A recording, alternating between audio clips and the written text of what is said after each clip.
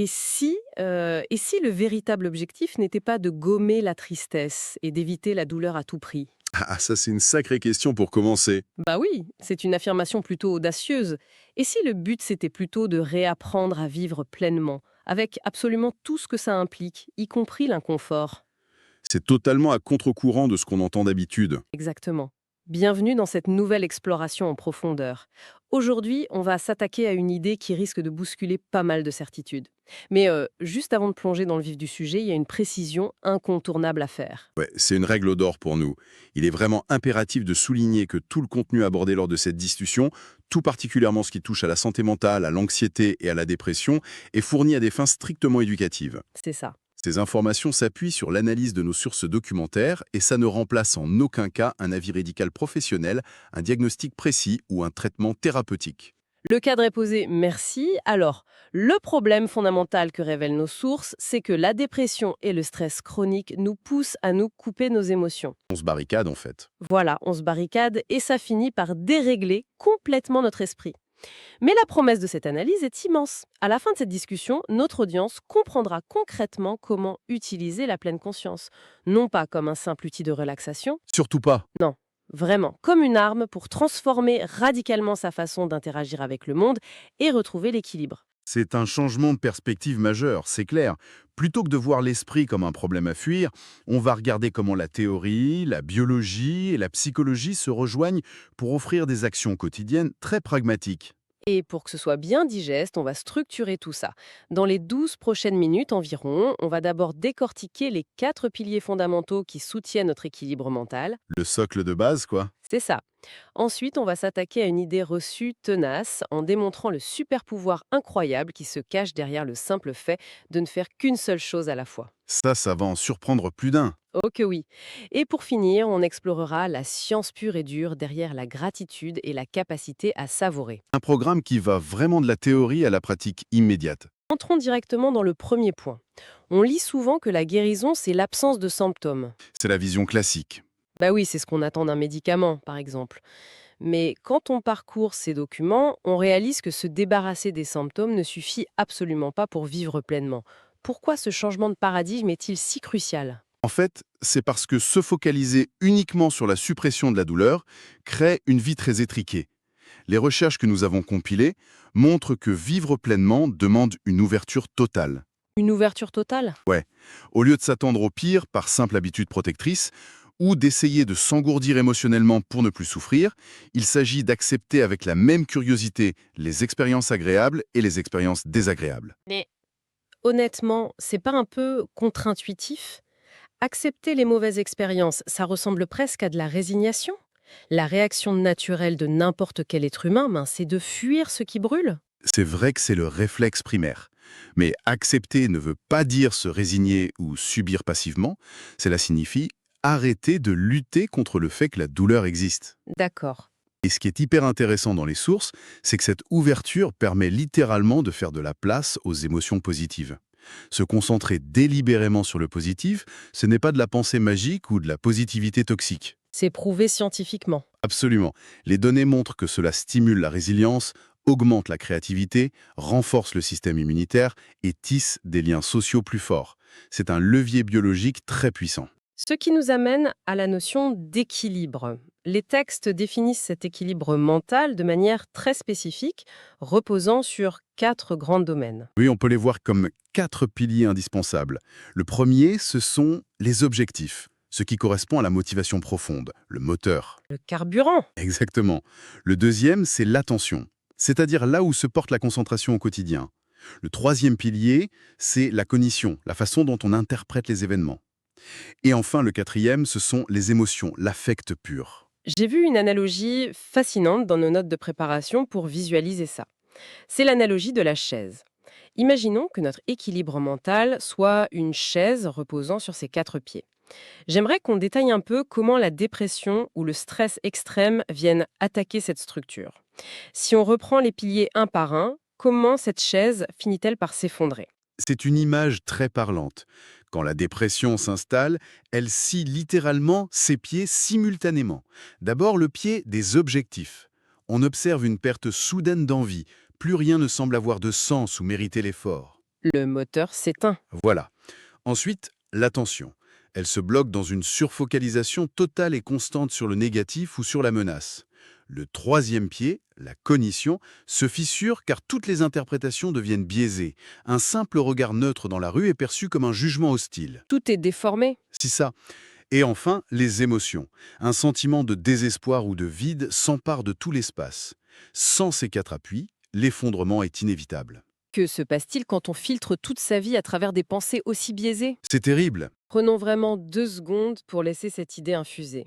C'est vertigineux de réaliser à quel point la perception de la réalité peut être tordue par notre propre esprit. C'est tout le problème de la rumination, en fait.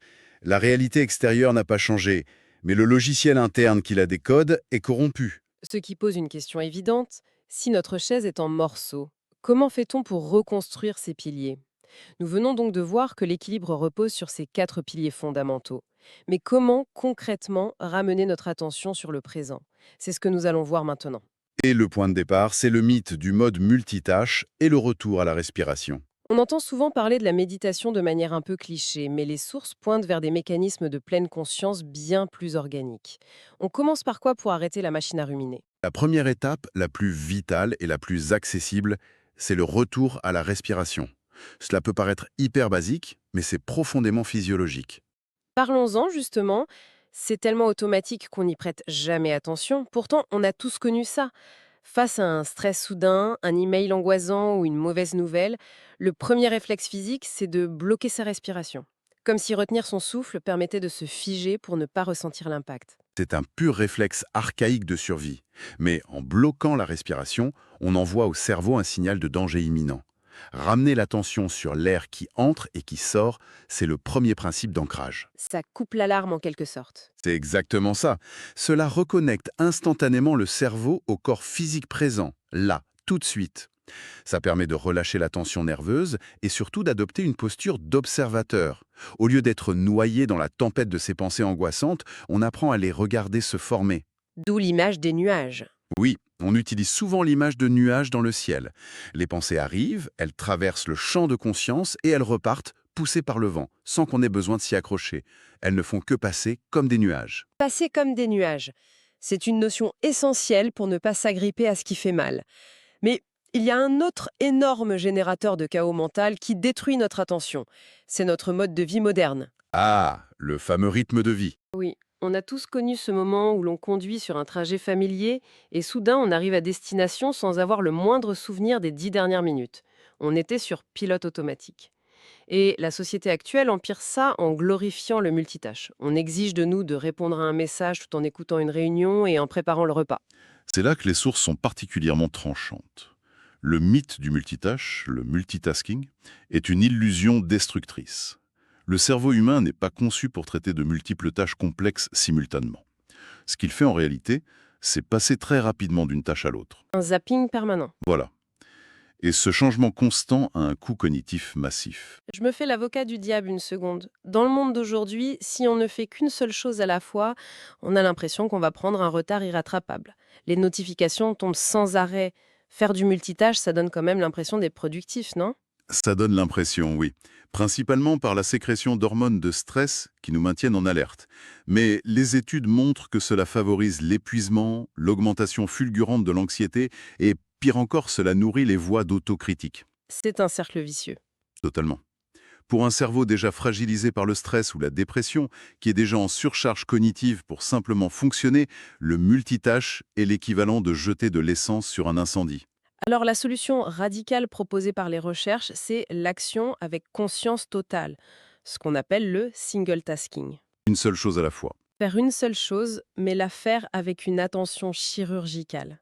Les exemples tirés des textes sont d'une simplicité fascinante. Tout à fait. L'idée n'est pas de s'isoler dans une grotte, mais de transformer les actions banales du quotidien. Par exemple, laver la vaisselle. Ce n'est pas le moment de ruminer sur un conflit qu'on a eu le matin même.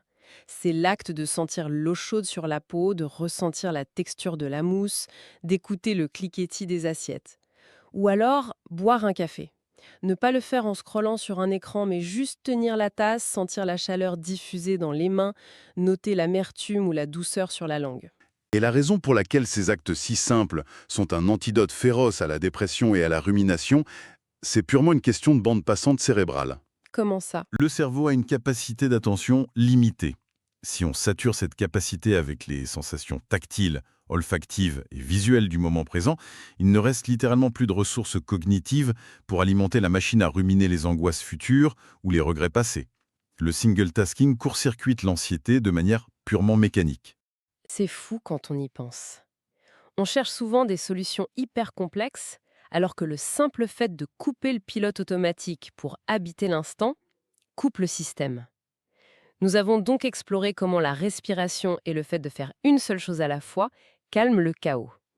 Découvrons à présent comment réintroduire activement le plaisir dans l'équation. Et c'est là qu'on touche à une dynamique neurobiologique absolument fascinante.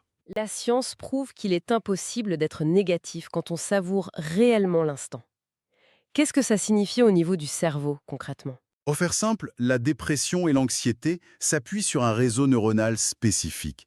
C'est souvent lié à ce qu'on appelle le réseau du mode par défaut, qui s'active quand on s'isole dans ses pensées et qu'on rumine. À l'inverse, savourer un moment demande d'activer les réseaux sensoriels et les circuits de la récompense de manière très intense. Ils s'opposent en fait. Exactement. Biologiquement parlant, ces réseaux sont en compétition. Une attention sensorielle, délibérée et prolongée écrase l'activité des zones de rumination.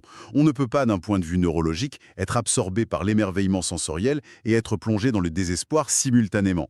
Ce concept de savourer va donc bien au-delà de la simple appréciation polie d'un bon repas. C'est un acte d'engagement total. L'exemple de l'orange revient souvent dans l'analyse de nos sources. Oui, un exemple classique mais très puissant. Ce n'est pas juste engloutir un fruit entre deux portes, c'est s'arrêter, observer les petits pores sur la peau orange vif.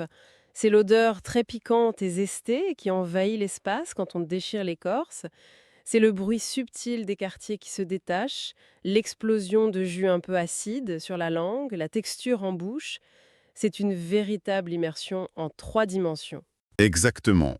Le point crucial ici, c'est que cette pratique de l'immersion sensorielle brise un symptôme majeur de la dépression. La pensée en noir et blanc. Quand l'esprit va mal, il décrète que tout est nul, que tout est gris. L'acte de savourer force le cerveau à percevoir les nuances, la complexité, les couleurs de la réalité. C'est une rééducation de la capacité à ressentir du plaisir. Et pour muscler cette capacité, les recherches mettent en avant la gratitude. Là encore, le mot a été un peu galvaudé, ça peut faire très développement personnel de surface. Mais les études montrent que c'est du sérieux. C'est extrêmement sérieux. L'évolution a conçu notre cerveau pour repérer les menaces en priorité. C'est le fameux biais de négativité. Pratiquer la gratitude, par exemple en tenant un journal ou en cherchant mentalement les choses qui se sont bien passées dans la journée, c'est forcer le cerveau à scanner l'environnement pour y trouver du positif. On l'entraîne à chercher le bien. Voilà. Et les résultats cliniques sont là. Cette habitude améliore concrètement la qualité du sommeil, diminue l'inflammation et rend l'approche de la vie beaucoup plus optimiste et résiliente. L'équilibre mental, au final, ne dépend pas de l'accumulation de réussite, mais de cette capacité très intime à apprécier ce qui est déjà là. Et cela s'inscrit dans une image plus large. Les sources lient d'ailleurs la pleine conscience et la gratitude aux valeurs personnelles, voire à une forme de spiritualité. Oui, car quand on réapprend à savourer, on sort de sa propre prison mentale. La souffrance chronique rend souvent très centrée sur soi-même, ce qui est normal quand on a mal. Bien sûr, Mais lier ses actions à un but plus grand que soi, que ce soit aider les autres ou cultiver l'émerveillement face à un coucher de soleil, ça redonne du sens. Cela réduit l'absorption dépressive sur soi-même, ce qui apporte un soulagement immense. nous avons vu la théorie et la science derrière la pleine conscience et la gratitude. Passons maintenant à la pratique, concrète. Une bonne analyse ne vaut que si on peut s'en servir au quotidien. Il est temps de construire un plan d'action extrêmement pragmatique.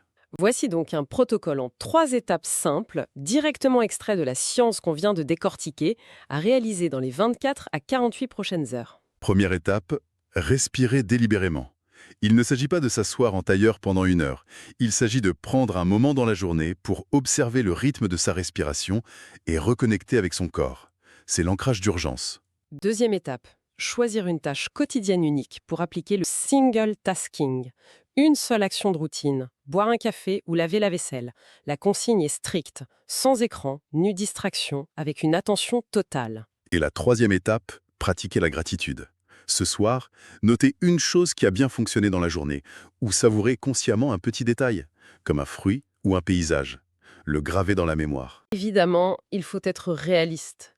Il y a un obstacle commun qui va se dresser dès la première tentative. Que faire si l'esprit s'égare ou si des pensées critiques surgissent? L'avalanche du genre, je n'y arrive pas, ça ne marche pas.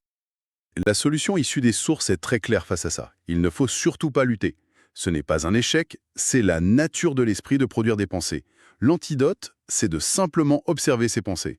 Remarquer qu'on a été distrait, c'est déjà être en pleine conscience. Ensuite, on laisse ses pensées s'éloigner d'elles-mêmes comme des nuages. Et on ramène le focus avec bienveillance. On arrive au terme de cette grande discussion. Pour bien cimenter tout ce qu'on a vu, récapitulons. Si on devait résumer la grande révélation de cette exploration, c'est que l'équilibre ne dépend pas seulement de ce que l'on acquiert, mais de ce que l'on apprécie. Et vivre pleinement exige un changement fondamental pour ralentir son rythme mental. Voici les 3 points clés à retenir. 1. L'équilibre se joue sur 4 piliers vitaux qui sont les objectifs, l'attention, la cognition et les émotions. 2. L'attention exclusive sur une seule tâche est l'arme ultime contre la rumination. Et 3. Savourer le présent et cultiver la gratitude rendent la négativité biologiquement impossible. L'invitation est donc lancée à tous ceux qui nous écoutent. Prendre un temps pour réfléchir à laquelle de ces 3 pratiques résonne le plus avec votre situation actuelle, enfin avec la situation de chacun, et essayez la première étape dès aujourd'hui pour observer ce qui change. Et pour clôturer cette analyse, voici une pensée forte tirée de nos sources. En ralentissant consciemment son rythme mental, on ne fait pas que survivre au quotidien, on se reconnecte au monde de manière profonde pour réapprendre à exister véritablement.